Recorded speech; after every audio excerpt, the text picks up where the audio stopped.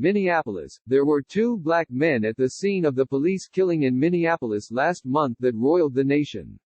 One, George Floyd, was sprawled on the asphalt, with a white officer's knee on his neck. The other black man, Alex Kueng, was a rookie police officer who held his back as Mr. Floyd struggled to breathe. Mr. Floyd, whose name has been painted on murals and scrawled on protest signs, has been laid to rest. Mr. Kueng, who faces charges of aiding and abetting in Mr. Floyd's death, is out on bail, hounded at the supermarket by strangers and denounced by some family members. Long before Mr. Kueng was arrested, he had wrestled with the issue of police abuse of black people, joining the force in part to help protect people close to him from police aggression. He argued that diversity could force change in a police department with a long history of accusations of racism. He had seen one sibling arrested and treated poorly, in his view, by sheriff's deputies. He had found himself defending his decision to join the police force, saying he thought it was the best way to fix a broken system. He had clashed with friends over whether public demonstrations could actually make things better.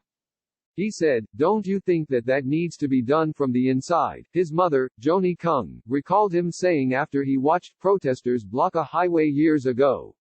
That's part of the reason why he wanted to become a police officer, and a black police officer on top of it, is to bridge that gap in the community, change the narrative between the officers and the black community.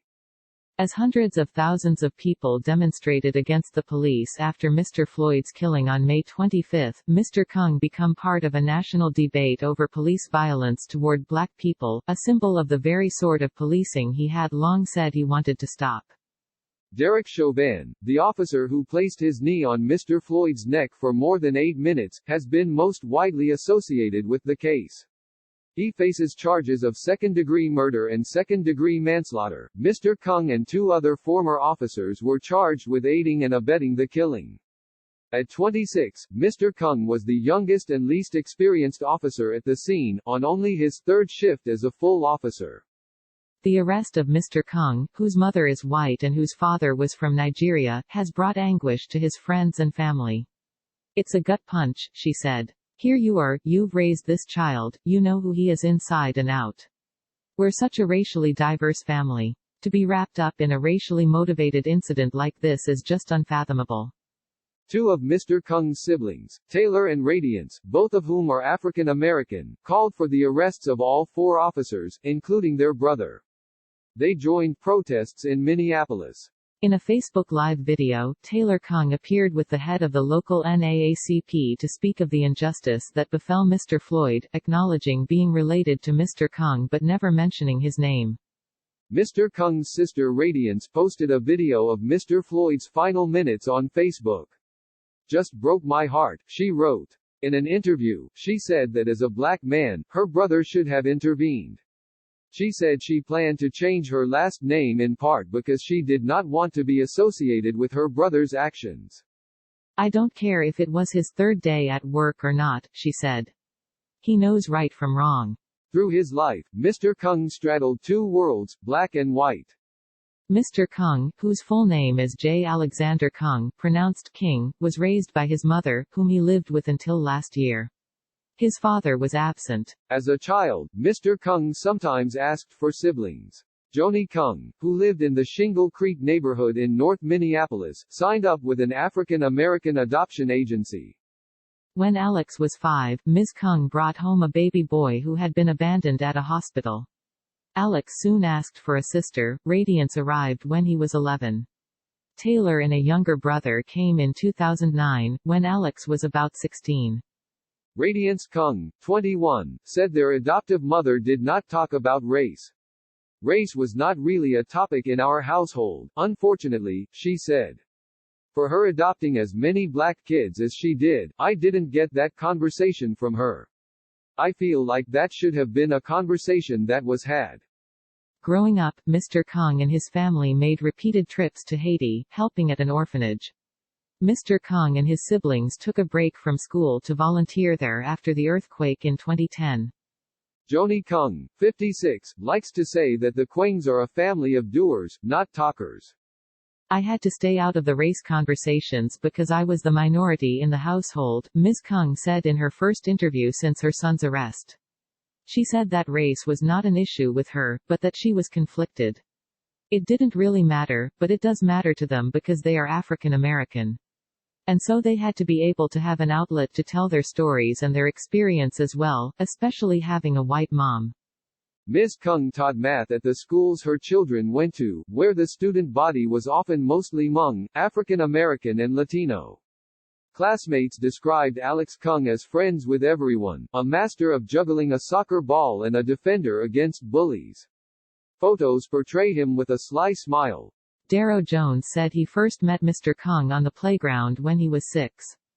Mr. Jones was trying to finish his multiplication homework. Mr. Kueng helped Mr. Jones and then invited him into a game of tag. When Mr. Jones's mother died in 2008, Ms. Kueng took him in for as long as a month at a time. By high school, Mr. Kueng had found soccer, and soon that was all he wanted to do. He became captain of the soccer team. He wanted to turn pro. The quote next to his senior yearbook picture proclaimed, "We ignore failures and strive for success." Mr. Kueng went to Monroe College in New Rochelle, New York, to play soccer and study business. But after surgery on both knees, soccer proved impossible. Mr. Kueng quit. Back in Minneapolis, he enrolled in technical college and supported himself catching shoplifters at Macy's. About that time, he started talking about joining the police, Ms. Kueng recalled. She said she was nervous, for his safety and also because of the troubled relationship between the Minneapolis police and residents. Given his background, Mr. Kueng thought he had the ability to bridge the gap between white and black worlds, Mr. Jones said. He often did not see the same level of racism that friends felt. Mr. Jones, who is black, recalled a road trip a few years ago to Utah with Mr. Kueng, a white friend and Mr. Kueng's girlfriend, who is Hmong. Mr. Jones said he had to explain to Mr. Kueng why people were staring at the group. Once we got to Utah, we walked into a store, and literally everybody's eyes were on us, recalled Mr. Jones, whose skin is darker than Mr. Kueng's. I said, "Alex, that's because you're walking in here with a black person. The reason they're staring at us is because you're here with me." By February 2019, Mr. Kueng had made up his mind. He signed up as a police cadet.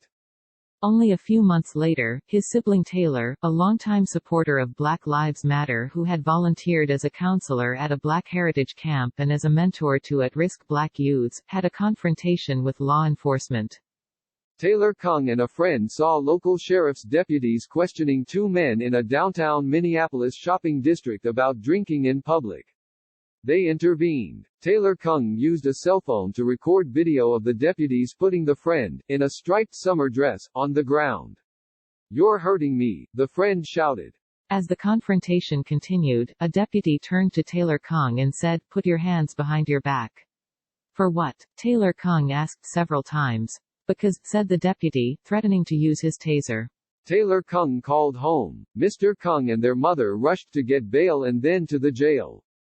"Don't worry, I got you," Mr. Kueng told his sibling, hugging Taylor, their mother recalled. Mr. Kueng reminded his sibling that those were sheriff's deputies, not the city force he was joining, and criticized their behavior, his mother recalled. After Taylor Kueng's video went public, the city dropped the misdemeanor charges of disorderly conduct and obstructing the legal process. The sheriff's office announced an official review of the arrests, which resulted in no discipline. Mr. Kueng's choice to become a police officer caused a rift in his friendship with Mr. Jones. "It was very clear where we stood on that," said Mr. Jones, a Black Lives Matter supporter who protested on the streets after the deaths of Jamar Clark and Philando Castile at the hands of Minneapolis area police. "Our fundamental disagreement around law enforcement is not that I believe cops are bad people.